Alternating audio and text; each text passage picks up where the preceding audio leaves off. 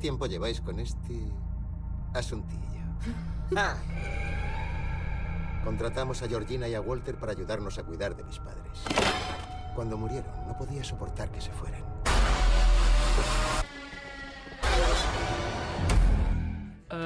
So I love the movie, and yeah, I think it's really fun. But I also think that it tackles a very American issue. Yeah. How are our audiences out of the USA responding to it? Well, it's just starting to open outside of the U.S., so it did very well in the U.K. And I think although the problem in the racial issues in Get Out are specifically American, I think prejudice is unfortunately happens around the world. So I think maybe you can substitute the race, but I think the ideas in it are very universal. So I'm hoping the movie will connect around the world. Do you think it's important for genre movies to talk about social issues? Like people are more open to listening to them because you're tricking them into just thinking they're seeing a scary movie and they get a movie with the social issues. I think it's a great benefit. To having scary movies with social issues. I don't think they have to have them. We make plenty that don't have them, but I certainly love making movies that have them. The Purge had them, Get Out has them, and I hope to make a lot more. And also this movie, I think it proves how important it is to give a voice to minorities. I agree with you. I think it's very important to give a voice to minorities. I think that scary stories come from all different places around the world, all different people around the world, and I think the more that you are mindful of that when you're making these movies, the better the movies will be. In relation to this, to the minorities, why do you think there are so few horror movies directed by women? Well, there are very few movies directed by women, and that's another question. So I don't think it's, Jennifer Kent did a great movie called Babadook. There's a woman whose name I can't pronounce who's from France who did this movie called Raw. So I would say proportionately, there are not less women directors doing horror movies than there are just not very many women directors. The answer to why there are not very many women directors, my personal opinion, is that I think the business is very, very much set up the way unions work and rebates work. It's very, it's aggressively prejudicing itself against women. The fact that you have to travel these long distances and that the way the unions work, the most efficient way to work is 12 hours a day, certainly makes it's hard enough for dads, but it certainly makes it very difficult for moms. And I really think if we switch that around, there'd be a lot more women working because mostly they're better directors than men anyway. I'm curious, have you seen any Spanish horror films? I have seen a Spanish horror. I've seen a lot of Spanish horror films. The there was recently a Spanish horror film. It was all made on a phone.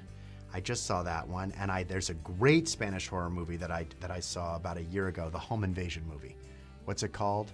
It's a great home invasion movie. The people are moving, and the people are moving houses with boxes, and the movers come to help them move, and the movers turn out to be bad guys. Did you see it? No.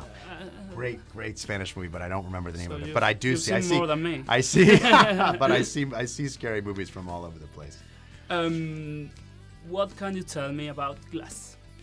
I can tell you that it's a follow-up to Split and Unbreakable. It stars Bruce Willis, and it's going to be amazing. Have you read the script? I have not read the script. You're lying. No, I'm not lying. I would, if I'd read the script, I'd tell you I'd read it, and I'd tell you I'm not going to tell you what it's about. I haven't even read the script. I'm supposed to read it in June. As his partner in the last projects, why do you think Shyamalan's career has taken a turn lately? I think his career took a turn because he really took a step back and looked at what he was doing and looked at his life and his career in the world and really readjusted on his own, and I really give him credit for that. Also, you're working with Carpenter in a Halloween reboot, aren't you? Yes, we're doing a Halloween. We're rebooting Halloween. John Carpenter's executive producing. How do you translate such an important movie in the horror genre to today? Well, you start by hiring people you think are really talented. So we have David Gordon Green and Danny McBride, who, like Jordan, come out of comedy, or David Gordon Green's done a bunch of different kind of movies.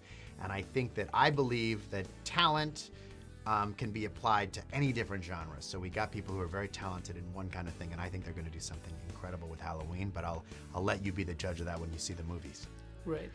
And finally, I'm curious about the next Purge projects. Are they going to be influenced by the current political well, situation in the USA. Purge 3 was very influenced by what was going on politically. James had a crystal ball about what was happening. He wrote the movie before Trump was elected, but it feels like he wrote it afterwards, kind of like Get Out, kind of like Jordan.